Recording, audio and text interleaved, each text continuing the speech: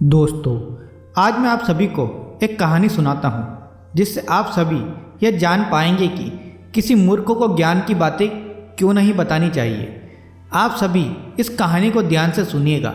एक नगर में एक धनी सेठ रहता था। उसके पास बहुत सारा धन था, लेकिन वो सभी धन उसके दादा परदादा के थे। सेठ को जो भी धन मिला था वो सभी विरासत में मिला था और उसे किसी भी चीज़ की कोई कमी नहीं थी। वो सेठ अपने परिवार के साथ खुशी खुशी जीवन जी रहा था।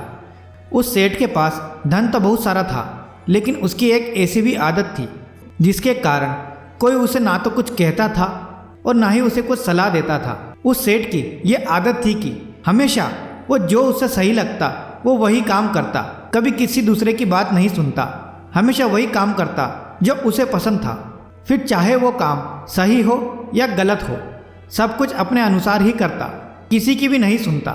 और यदि कोई उसे कुछ समझाने की कोशिश करता तो वह उसे वहाँ से डांट कर भगा देता। उसके बहुत सारे दोस्त भी थे, परंतु उसके सामने कोई नहीं बोलता। जब भी कोई बोलता तो वो उसे डांट देता। वो कभी भी अपने दोस्तों या किसी का भी नहीं सुनता था। वह सेठ अनाजों का व्यापारी था। वह हमेशा अपने खेतों में अनाज की खेती करता और फिर उसे किसी शहर में 3 गुना ज़्यादा दाम पर बेच देता था। एक बार सेठ को अनाजों को शहर में बेचना था, लेकिन जो अनाज लेकर व्यक्ति जाता था वह उस समय छुट्टी पर था। फिर वह सेठ सोचता है कि किसी और को भेजने से बेहतर होगा कि मैं स्वयं ही अनाज ले जाता हूँ। पास में ही बाजार है, मैं संध्या होने से पहले आ जाऊँगा। तब सेठ ने अपने गधे को तैयार किया और 20 किलो अनाज की 2 बोरियां उस गधे के ऊपर लाद दी और उस पर बैठकर जाने लगा। जब वह कुछ दूर आगे चला जाता है तो देखता है कि गधा सही तरह से नहीं चल पा रहा है। वो सोचता है कि शायद इसका भार अधिक है, मैं उतर ही जाता हूँ।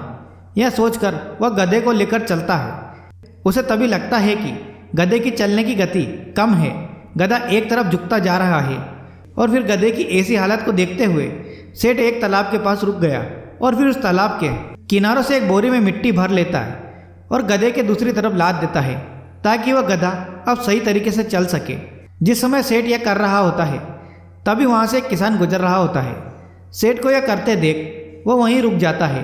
यह सब करते करते सेठ थक गया था। फिर किसान कहता है कि आप यह क्या कर रहे हैं? एक तरफ अनाज और दूसरी तरफ मिट्टी को क्यों लादे हैं? इस पर वो सेठ कहता है कि गधे की एक तरफ अनाज होने के कारण उस पर भार ज़्यादा हो गया था। वह एक ही तरफ झुका जा रहा था, इसलिए मैं दूसरी तरफ मिट्टी लाद दिया ताकि भार बराबर हो जाए और गधा सही तरह से चल सके। यह सुनकर किसान कहता है कि यदि एक तरफ भार ज़्यादा है तो आप दोनों तरफ एक एक अनाज की बोरी लाद सकते हो।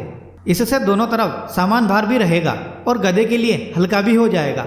आपने जिस तरह अनाज का भार और मिट्टी के भार को लादा है, इससे तो और भी अधिक भार हो गया है। इससे गधा चलेगा नहीं बल्कि बैठ ही जाएगा और आपकी मुश्किल कम होने की जगह और बढ़ जाएगी। ये बात सुनकर सेठ क्रोधित हो गया और उस किसान से बोला, तुम खुद क्या करते हो? यह सुनकर किसान कहता है कि मैं खेती करता हूँ। फिर सेठ ने कहा, तुम्हारे पास कोई काम है कि नहीं? तुम किस अधिकार से मुझे सलाह दे रहे हो? तुम मुझसे स्वयं को अधिक समझदार समझते हो? यदि मैं तुम्हारी तरह चला तो तुम्हारी तरह गरीब हो जाऊंगा और मैं जानता हूँ कि मुझे क्या करना है। तुमसे अधिक समझ मेरे पास है और इसीलिए मैं इतना धनी आदमी हूँ। यह सुन किसान की बोलती बंद हो गई और उसने आगे कुछ नहीं कहा और वह वहाँ से चला गया। वह किसान समझ जाता है कि यह सेठ बिल्कुल मूर्ख है, एक नंबर का गधा आदमी है और उसे समझाना व्यर्थ है।